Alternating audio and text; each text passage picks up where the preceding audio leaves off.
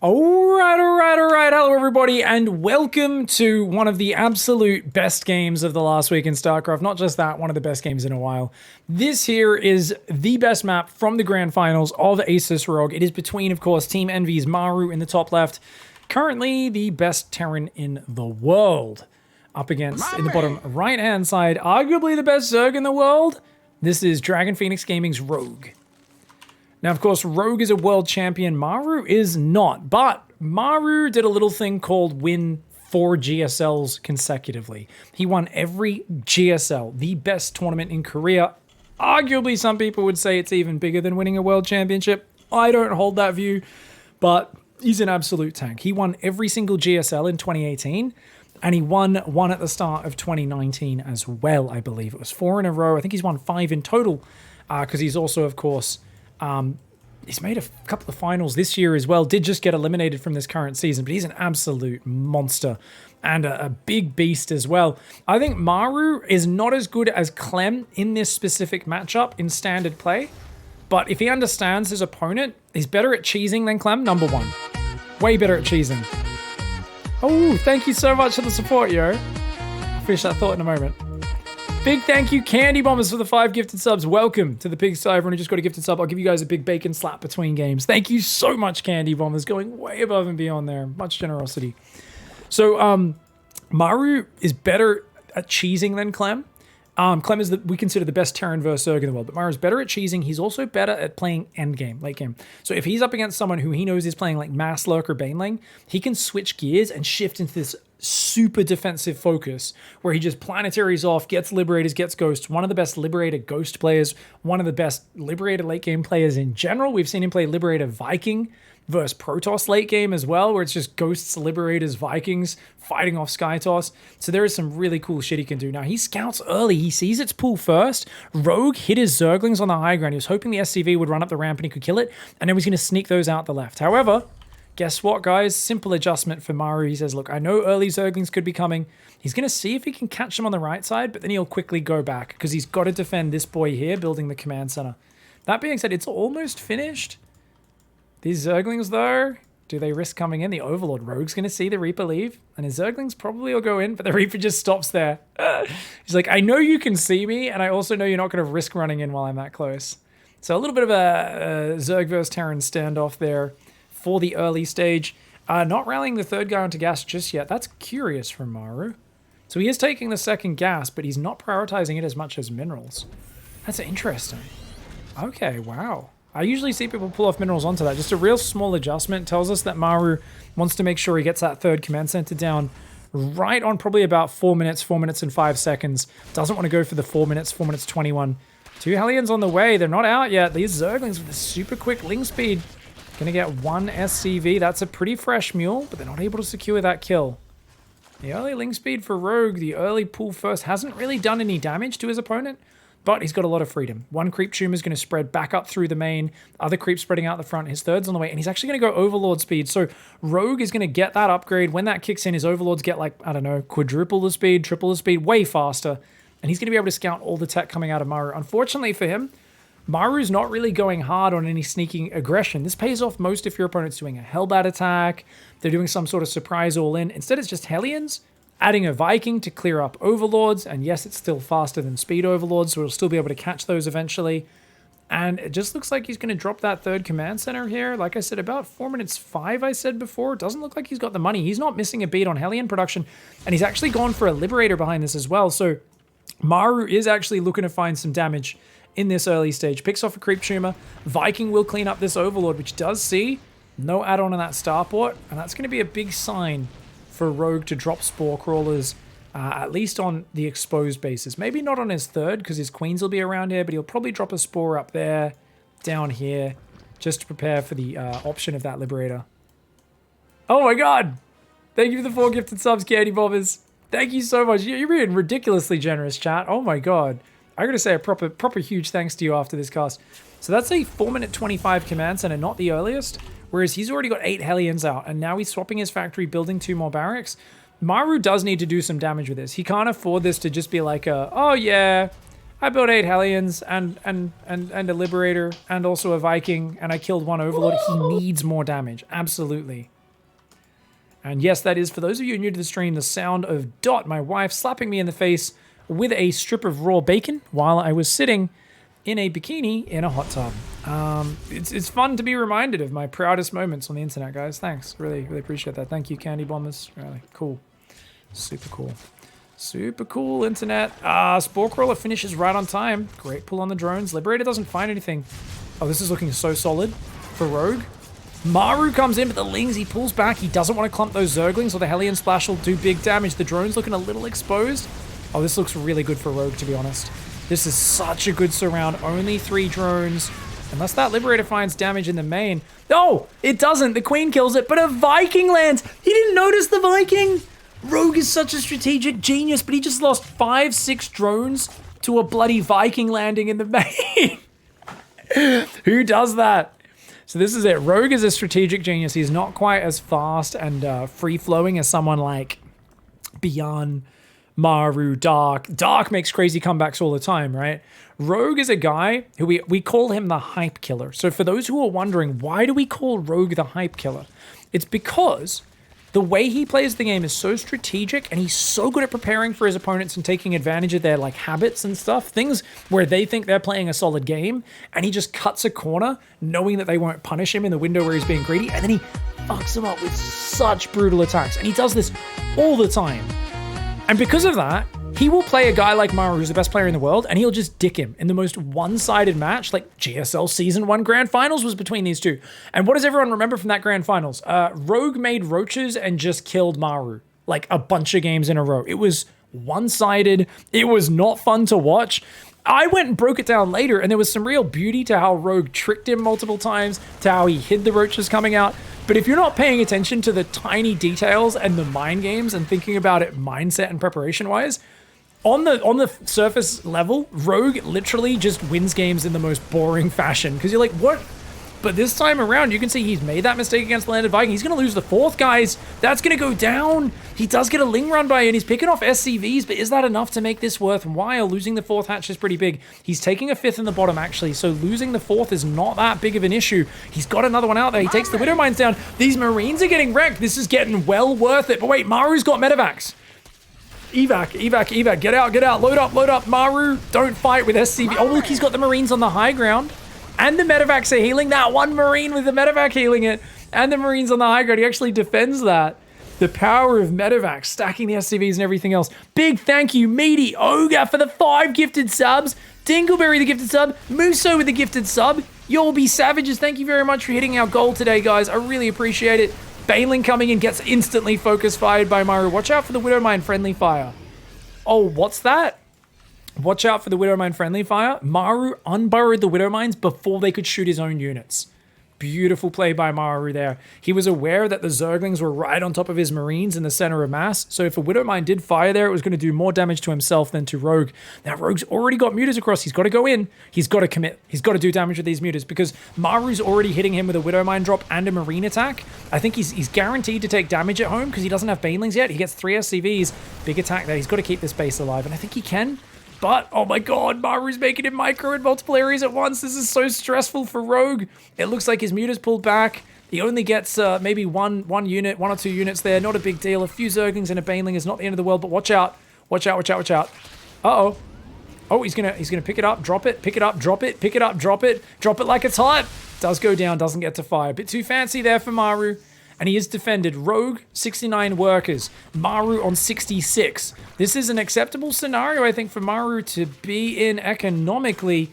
The only problem is those mutas are still out. Does he have turrets up? He's got a turret there in the main. Finishing right now. Natural in 3rd as well. Okay, so there's a good flock of mutas out giving nice control to Rogue. It's hard for Maru to harass right now without losing those harassment units to the Mutalisks. So he's pinned back a little, but he's got a massive upgrade lead. 2-2 beyond halfway. 1-1 upgrades are only now finishing for Rogue. So that means his Marines, any fight against the mutas, the Zerglings, the Banelings are going to perform a lot better. And as his Widowmine count grows, that's going to be very effective against this style. Drilling Claws on a second factory going. Command Center. Oh, he's trying to catch the mutas, but Rogue turns south, does not run into those Marines. They were trying to get on the edge of the map to intercept the mutas. Great movement by Rogue, who he's used these mutas to pin Maru back. And check it out. The creep is respreading all across this middle and the south. He's trying to get that creep back out, and he's fully droned his 4th base. His 5th base looking really full. He's up at almost 90 workers. This feels like a fantastic way of getting back in control of this game. 2-2 now starting up. He's got Bane speed. He's adding +1 flyer weapons. Rogue actually is just looking fantastic. Now, a Widowmine spotter on the right takes out 5 Zerglings, scares him back. Mutas will come in the main. Oh, he catches it right before the turrets are done. Right before the turrets are done. Very nice. Gets a bunch of SCVs. Kills a few of those missile turrets that are building. He's going to fly back. Doesn't overstay. Kind of cautious with the mutas, but I think because Maru's not elsewhere on the map, that makes sense. If Maru's microing fights elsewhere, you can maybe dive in between the bases. But if he goes in when Maru doesn't have other things to handle and multitask, I think it's easy for him to just surround those mutas. Nice snipe, gets the Widowmine, doesn't let it fire. He knows there's one up here, so he's going to come clear that Widowmine as well. Infestation pits on the way. That's going to open up the hive tech. Now, I wonder if it's ultras. Does he go lurkers, broodlords? What is the late game choice of Rogue? 3-3 is already on the way, of course, so Maru's going to maintain that economic advantage. Another Widowmine gets focused. And that 4th planetary is erected. He's got a field of Widowmines. Thor's mixed in. They add splash damage and very long range against the mutas. Makes it harder for them to dive. He's got more missile turrets in here. Doesn't have any upgrades for the turrets yet. Mutas can easily fight 1 or 2 turrets at a time if they're not supported. Loses a muta or 2 there, but yeah, one of them barely survives on Reddit points, so just 1 muta, not bad. That one will go down off 2 volleys, but look at that. Picks up a Thor and some Marines, and those mutas have got to get out of there. Goes in, picks off a Marauder as well. Ooh, engineering bays, but plenty of turrets nearby. Does take a fight, but his mutas are very wounded, so that starts to get a little bit more costly. Keep an eye on this muta loss count. Only 3 mutas have gone down this game. Mutas are very expensive to replace. If the Zerg, even if they're doing damage with the mutas, if they're trading a lot of mutas for it, they don't end up that cost efficient. And you can kill a lot of SCVs, Marines, production. If you've lost 20 mutas by the 13, 14 minute mark, it doesn't really matter. You've got no gas for your hive tech, for your banelings to build up behind that. But Rogue's done a great job. I would say his creep spread's not been amazing, considering how much map control he's had. It's not bad, but it's not amazing. Mutas, Lings, Banes running on forward. Maru's pushing the south. He doesn't have a lot of stuff up here. Oh, he focuses down all of those those Widowmines. The Muta's taking out the Medivacs. The Banelings getting some pretty good hits, but they don't hit the mineral line. He really should have put some of those Banelings in that mineral line. I think critical damage being missed there by Rogue. I mean, Maru looked like he was turtled up and kind of even a bit behind against this mass economy of Rogue, and it still kind of looks rough for him. I mean, he's down in supply, he gets a base snipe, but he loses 9 workers behind it. Definitely wants to get these units home. You don't want to be losing these units. Those mutas are coming south. You can see that big blue blob coming down here. Those mutas could cut this off. He's got to get out of there. Ooh, that Thor's gone. Lings take out the Thor. Mutas take out some of the Medivacs, but big Thor splash comes in there, forces those mutas to disengage. 6th base and 7th base all going down. And it is the Ultra Cavern Adrenal Glands. 3-3 upgrades. Remember that right now, Terran is at a double upgrade advantage. They've got 3-3. Zerg's only got the 2-2. Because of that, the Marines, the Marauders, going to do way better versus the Zerglings. That will tie up, and they'll be even for the rest of the game in 2 minutes' time. So the next 2 minutes, definitely an area where Maru wants to fight. He wants to fight soon. Oh, Ling's getting a Thor is big. And that's a good skirmish as well. Lings are cheap, guys. Getting these valuable units with those Lings is awesome. Gets some missile turrets. Looks like he maybe got hit by a Widowmine, as some of those mutas did go down there. He's only lost 4 Mutalisks still, though. He's got a push coming in here. Banelings aren't going to do well versus this. Marauders spread out. Thors. You need Zerglings, you need mutas, you need something else to actually hit those units. Mutas are on the production, but a lot of units rallying out. The Lings have gotten this mineral line. Maru's on the back foot, but at the same time, he is securing a 5th base somehow. While dealing with fights in 4 different locations, Maru has secured a 5th in the bottom left-hand side. And this is actually really, really nasty. The Lings taking out a lot of those SCVs. Lings coming in on the left side as well. Dude. Oh my god. Okay, mutas coming in. They're going to see what they can find. And that engineering bay does go down. Yes, it does. Banelings! Ooh, Banelings! Of course, the suicide unit of Zerg there, taking out 18 SCVs, and he's killing more in the natural. Maru has to do damage. Good Widowmine, gets a few Banelings to slow it off. Ooh, another great one! Gets dragged back into the center. Ling's trying to engage. There's not much army, though, for Rogue. Where's his army? It's all in these mutas, which are doing excellent damage. but he's also got to defend at home. The Ultra comes down, but its upgrades aren't done. Its chitinous plating is not there. The +2 armor upgrade from the chitinous plating and the 3-3 not quite kicked in. Rogue, though, barely defends. And you know what? He's on 7 bases. He's got 90 workers. Maru's bleeding on 50 workers.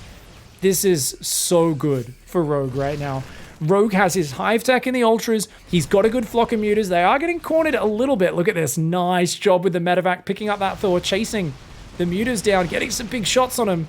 But Rogue getting even more damage on the exit. That's well worth a bit because he's so far ahead economically. But watch out, Widow Mines. Okay, they don't really get the big hits that he wants. The Lings are going to take a nice surround there. The mutas are still in the main doing damage as well. Oh man, I mean, Maru is on 50 workers and he does not have the Iron Bank. The Iron Bank is something which allows a Terran to basically take more punches than anyone else in the game, any other race in the game, any other civilization. But right now, he's only got 4 orbital command centers, and that's including this one that just finished. So the Iron Bank is when you get 8 or more orbital command centers. It means you have basically unlimited scans for vision, for clearing creep. It also means you have unlimited mules for just dropping down mining minerals, replacing any SCVs you lose. He does not have that. He cannot afford these losses.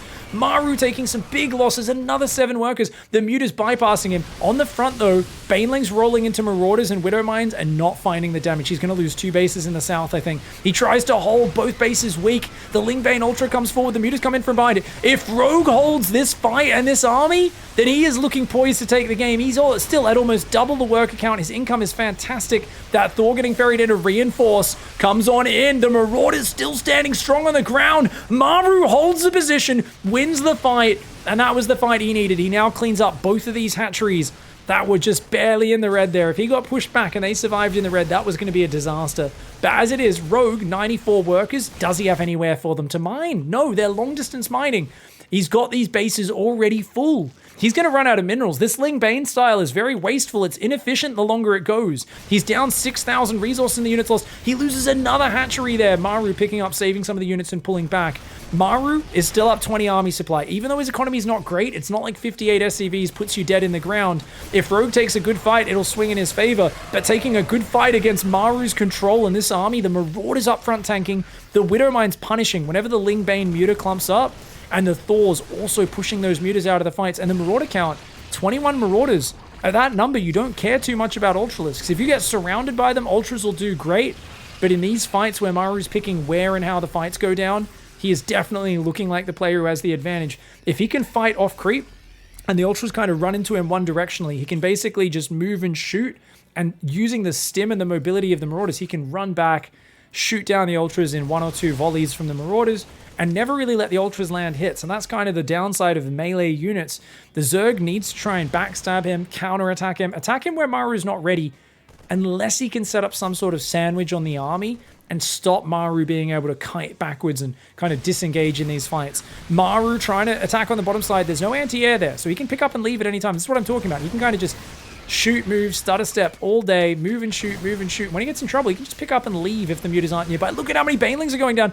But Rogue says, who cares? I'm going to go for that base. He needs to kill this base. He's trapped. He's trapped behind the Ultra. The Banelings are trapped behind the Ultra. Oh no! They're not hitting the planetary. He's got to kill this planetary, and he gets it just barely. But dude, that was so expensive. The Marauders, a lot of them do start to die. You see when the Ultras land hits, they do massive damage. A base goes down in the top right. At the same time, the mutas in the main picking off even more things. Okay, he's lost 16 mutas now, guys. He's down to 16 remaining. He's had to replenish a lot of those mutas. The muta count getting low. The Widow Mines and Marauders try to intercept him. Maru realizing Marauders don't shoot up. Oh, damn, those aren't Marines. Does have to disengage, but losing all these hatches. That's blocked by a Widow Mine. This finishes rebuilding. As it finishes rebuilding, Maru strikes in. He is everywhere at once. He is in all places.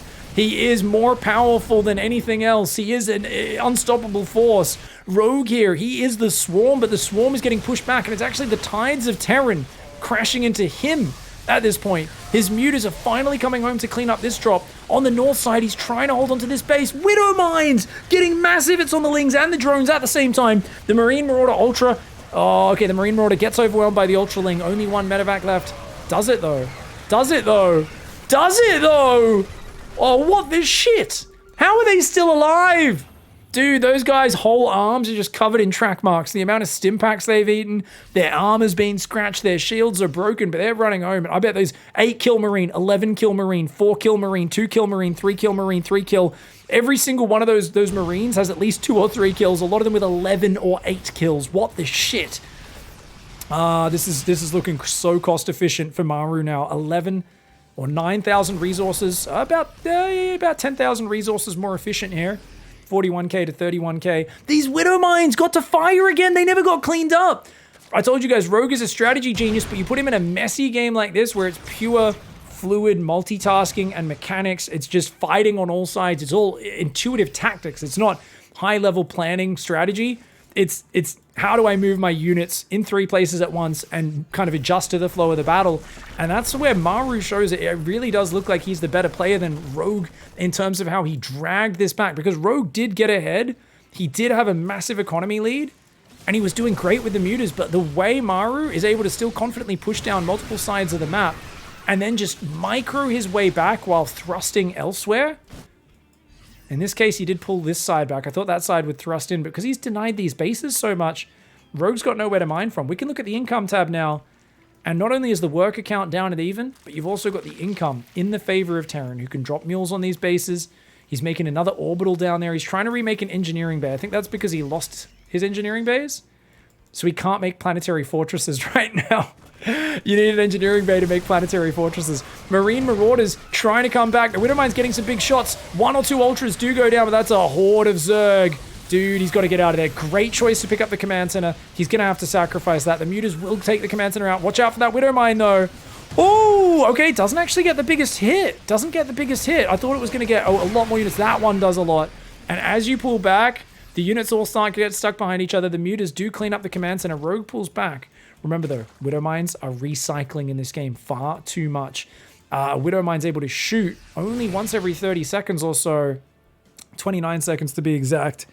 And the fact that these are surviving, look at that. That one gets up, burrows into the mineral line. Rogue has to abandon his worker line.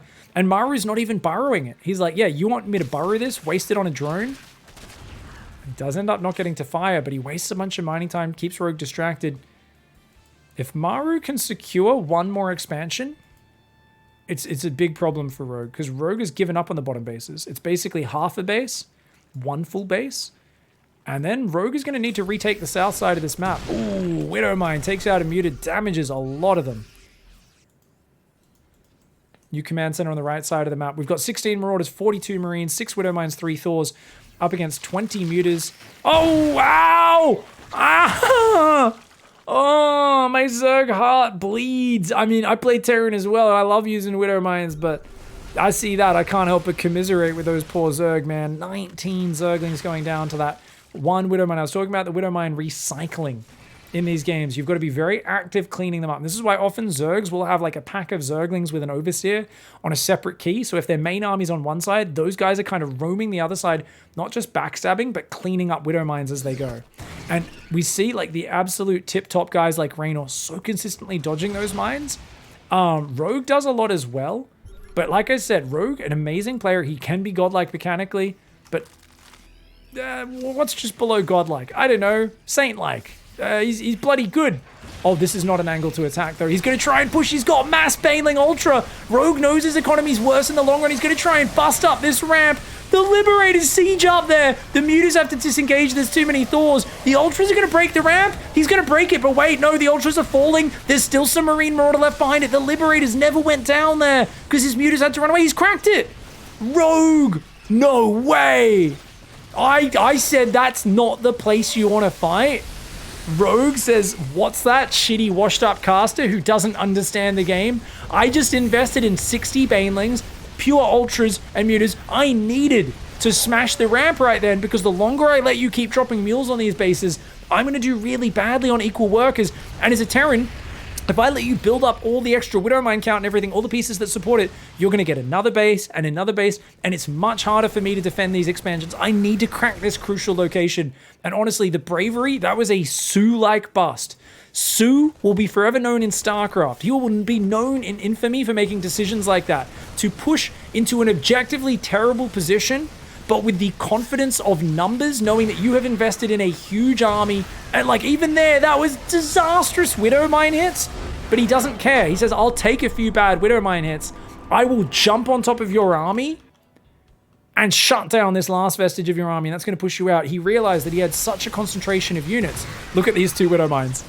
Ow! Ow! And he takes the game. Rogue. I mean, he was ahead, then Maru brought it back. He was in the lead. Rogue then brought it back.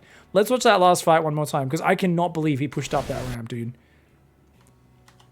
This is actually insane. I'm like, do you know how brave this is? But what you guys have got to understand is the context of what led into this decision. This is not him knowing exactly what the army is. This is Rogue knowing where he was putting his resources. So let me explain that for a little bit before this fight happens, right? So what do I mean? I mean, basically for the last 2-3 minutes of this game, because Rogue kept getting these bases denied, he realized he didn't have many places to mine. The mineral patches are running low. He's got some there, some there, some there, right? So he's only got so much mining. And against a Terran who's got orbital command centers, each one of these can drop mules. So all the Terran needs to do is secure 1 new base at a time. And with the ability to drop tons of mules on it, it's the same as mining off sometimes 2 or 3 bases, depending on the moment and how many orbitals there are, right? So he says, look, am I really going to be able to defend these 2 bases and this base at the same time? Because if I can't, I'm just going to be behind once he secures this one. So Rogue said, I'm not going to rebuild my drones. Yeah, I'll see if I can get these hatcheries back up just to transfer workers to. But he invested everything in army. Look at this hyper maxed out army. He's actually at equal army supply. Wait, Pig, he's down 4 army supply. No. He's got Banelings. Banelings are the most supply efficient unit in the game. They are also usually one of the least cost efficient units in the game because they have to kill themselves to fight, right? So with other units, if you have overwhelming numbers, they get crazy cost efficient. Banelings never have that advantage, right? So he's gone 29 plus 20, 50 Banelings. And this is absolutely a one punch that needs to do damage. If he takes this fight and doesn't break this base, he has just dumped so much more money into this army than Maru spent on this army. So he's got to do massive damage. And he just says, you know what? I've invested everything in it. Let's go for it. He tried to spread his army out, but I actually don't think he did it very well. These units, I think, should have been positioned further to the left and actually been swinging in that way. And that would have been more effective. Instead, they kind of get caught on this terrain. He tried to spread them and then ends up derping them back in the exact same direction. Not the cleanest engage. I also think he would have been better off sending some ultras up that side, coming in from every angle.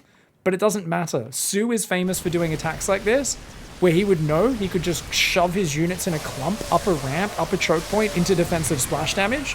And he's like, nah, it'll work. And like, you'd be watching and you'd be like, who is brave enough? Because most people look at a ramp with Liberators, Mass Marine Marauder, you don't know how many mines are up there, you don't know how many Thors, and you get trauma. If you're a sane Zerg player, you get trauma looking at that defensive setup because you've tried to do attacks like that and you know how it usually ends up. Rogue, though, a brave boy, ends up bringing this game back, and I think that really, for me, is game of the tournament. Romanticide delivers so many of these good action-packed Terran versus Zergs, and this is the rare treat where it went one way, went the other way, and then went back the other way with one big decisive push. Whew. Brutal. Chat's asking, couldn't he have fallen back to a PF? Did he have a PF on this base? He didn't. So you got to remember that he didn't have a PF there. Because his engineering bay died earlier, he turned this into an orbital. Otherwise, he might have been able to start a step back behind it. Also, his Liberators were there. So he kind of wants to hold his ground there because that's going to force the Zerg to clump up, which means more really powerful Widow Mine shots in the clump of the Zerg. And it means you can just kind of concentrate your firepower. If you spend too long running in a fight and not shooting, things can get really awkward. It's crazy because, guys, the Banelings basically blew up the front wave of Marauders and that was it. They mostly died to Widow Mines, but then comes in the second wave of Banelings, and it's actually really good that he separated those, or they would have just clumped up in the first one. Whoo-wee! How would you hold this? Chat's asking. Okay, last question before we finish up this video. He just needed a few more Widow Mines against so many Banelings. Arguably, Liberators, having a few more Libs are really good versus Ultras, but if they're mixed in with all the other units, that's always going to be a bummer.